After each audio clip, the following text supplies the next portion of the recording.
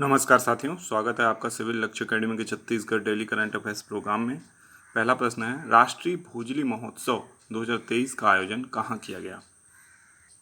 इसका सही जवाब है रायपुर में।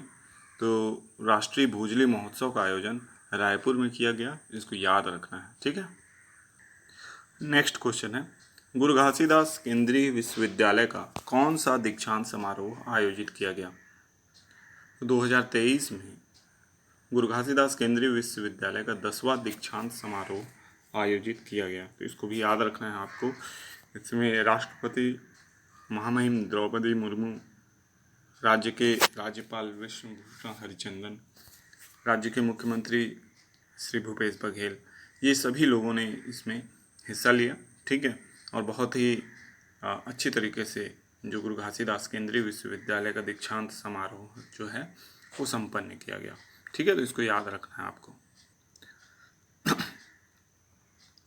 2 सितंबर को राजीव युवा मितान सम्मेलन का आयोजन कहाँ किया जाएगा? तो इसका सही जवाब है रायपुर। रायपुर में राजीव युवा मितान सम्मेलन का आयोजन 2 सितंबर को किया गया। इसमें मुख्य अतिथि सांसद राहुल गांधी जी थे, जबकि इसमें बहुत सी घोषणाएं की गई, जिसमें से स्टाइपेंड समाप्त करने की घोषणा भी थी, ठीक है। इसके अलावा जितने भी राज्य हैं उसमें जो भी नौकरियां हैं उसके लिए अवसर बढ़ाने के लिए इसमें बात कही गई, और मुख्यमंत्री जी ने काफ़ी सारी घोषणाएं की। उसके बाद जो आपका मंत्रिमंडल की बैठक है उसमें प्रस्ताव को भी पारित किया गया, ठीक है। नेक्स्ट क्वेश्चन है, आदित्य L1 को किससे लॉन्च किया गया?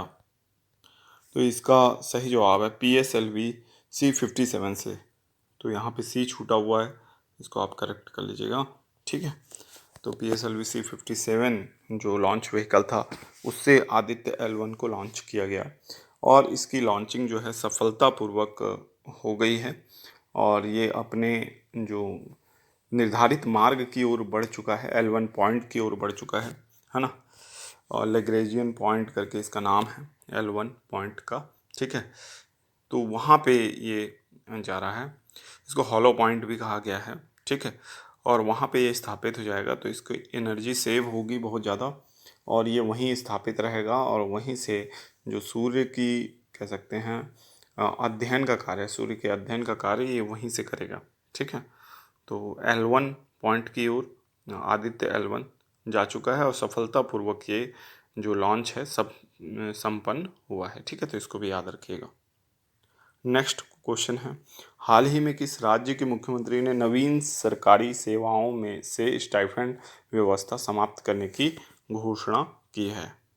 तो इसका सही जवाब है छत्तीसगढ़। जैसे कि मैंने बताया था कि राजीव युवा मितान जो सम्मेलन है रायपुर में, वहाँ पे राहुल गांधी आए हुए थे, उन्हीं के समक्ष मुख्यमंत्री श्री भूपेश बघेल जी ने ये घोषणा की कि जो भी नव नियुक्त शिक्षक भर्ती हो रहे हैं, है ना, और जितनी भी नवीन सेवाएं हैं अब उनसे स्टाइपेंड व्यवस्था समाप्त कर दी गई है, ठीक है। हालांकि परीक्षा अवधि अभी भी 3 वर्ष बनी हुई है, क्योंकि उसको 2 वर्ष करने का जो मंत्रिमंडल में निर्णय लेना चाहिए था वो नहीं लिया है। तो परीक्षा अवधि शायद 3 वर्ष ही बनी रहेगी, लेकिन जो स्टाइपेंड व्यवस्था है वो समाप्त हो जाएगी। वो 2 वर्ष यानी वो शुरू यानी प्रथम माह से ही आपको पूरा वेतन प्राप्त होगा अगर आप किसी नवीन शासकीय सेवा में आते हैं, तो न केवल शिक्षक भर्ती में बल्कि अन्य जो सेवाएं हैं, ठीक है, उसमें भी इसका लाभ मिलेगा। जैसे कि अभी वन सेवा परीक्षा जो कि काफ़ी समय पहले हुई थी, है ना, उसका विज्ञापन तो कोविड के भी पहले आया था, तो उस परीक्षा से ही समझ लीजिए आप लाभ मिलना शुरू हो जाएगा। उनकी भी नियुक्ति नहीं हुई है, तो उनको जब नियुक्ति पत्र मिलेगी तो उनके लिए भी ये लाभप्रद होगा कि उनको पूर्ण वेतन दिया जाएगा। उसी तरीके से शिक्षकों को दिया जाएगा, बहुत बड़ी तादाद में भर्ती हो रही है सहायक शिक्षक, शिक्षक और व्याख्याता की, तो इन सभी को लाभ मिलेगा। महिला पर्यवेक्षक भी आगे हैं, और फूड इंस्पेक्टर हैं, तो बहुत सारी पोस्ट में अभी नियुक्तियां हुई हैं, सभी को इसका लाभ मिलेगा राज्य में। नेक्स्ट क्वेश्चन है, छत्तीसगढ़ सामाजिक आर्थिक सर्वेक्षण 2023 के अनुसार कितने परिवार आवासहीन हैं? तो इसका सही जवाब है 47,090 परिवार जो हैं अभी आवासहीन हैं, इनके लिए आवास की स्वीकृति का जो प्रस्ताव है बनाया गया है। ठीक है, तो इसको याद रखना है। छत्तीसगढ़ सामाजिक आर्थिक सर्वेक्षण 2023 के अनुसार 47,090 परिवार आवासहीन हैं। अब आप लोगों के लिए क्वेश्चन है जिसका जवाब आप कमेंट बॉक्स में दीजिएगा। हाल ही में 5वीं बार संसद का विशेष सत्र कब बुलाया गया है? 18 से 22 सितंबर, 19 से 23 सितंबर, 20 से 24 सितंबर या इनमें से कोई नहीं। अब देखते हैं पिछले वीडियो का रिवीजन प्रश्न। तो पिछले वीडियो में हमने आपसे प्रश्न पूछा था, ब्राइट स्टार 23 सैन्य अभ्यास किस देश में आयोजित किया जा रहा है? तो इसका सही जवाब है मिस्र में। ठीक है, तो मिस्र में इस जो मोहम्मद नागुइब सैन्य अड्डे पर इसका आयोजन किया जा रहा है। ठीक है, तो इसको याद रखना है आपको। हम देखेंगे पिछले वीडियो के कुछ रिवीजन प्रश्न के लिए छत्तीसगढ़ के कितने पुलिसकर्मी चयनित हुए हैं? इसका सही जवाब है 3 पुलिसकर्मी। 3 पुलिसकर्मियों को केंद्रीय गृह मंत्री पदक के लिए चयनित किया गया है और इन्हें 22 अगस्त को यह पदक पुरस्कृत किया गया है। ठीक है, तो इसको याद रखना है। ये आपका जो इनके महानिदेशक, पुलिस महानिदेशक राज्य के, उनके द्वारा किया गया है। आपको बताना है कि राज्य के पुलिस महानिदेशक कौन है। नेक्स्ट क्वेश्चन है, छत्तीसगढ़ की मितान योजना को किस राज्य द्वारा पुरस्कृत किया गया है? तो इसका सही जवाब है ऑप्शन डी, उत्तर प्रदेश।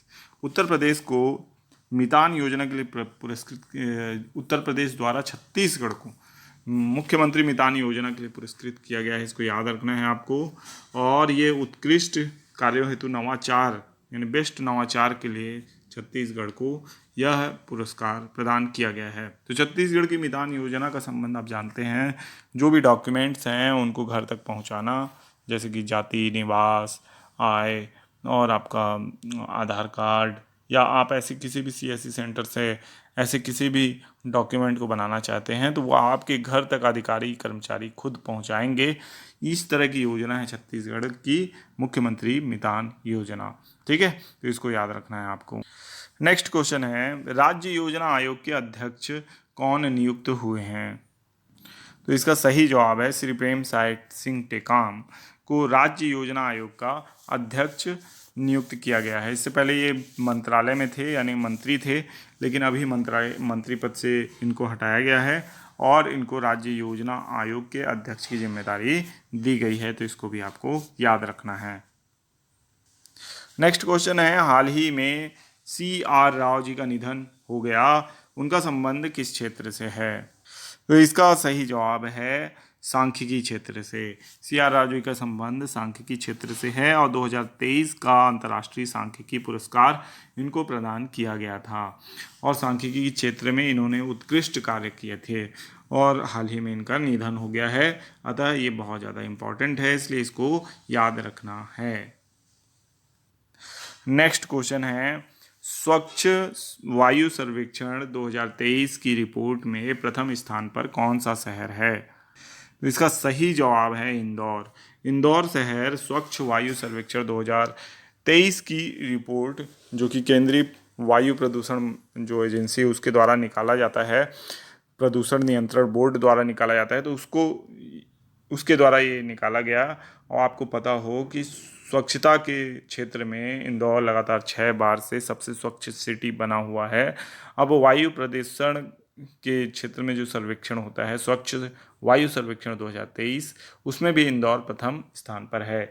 10 लाख से अधिक जनसंख्या वाले शहरों की सूची में इंदौर पहले स्थान पर रखा गया है, जबकि दूसरे स्थान पर आगरा रखा गया है। ठीक है।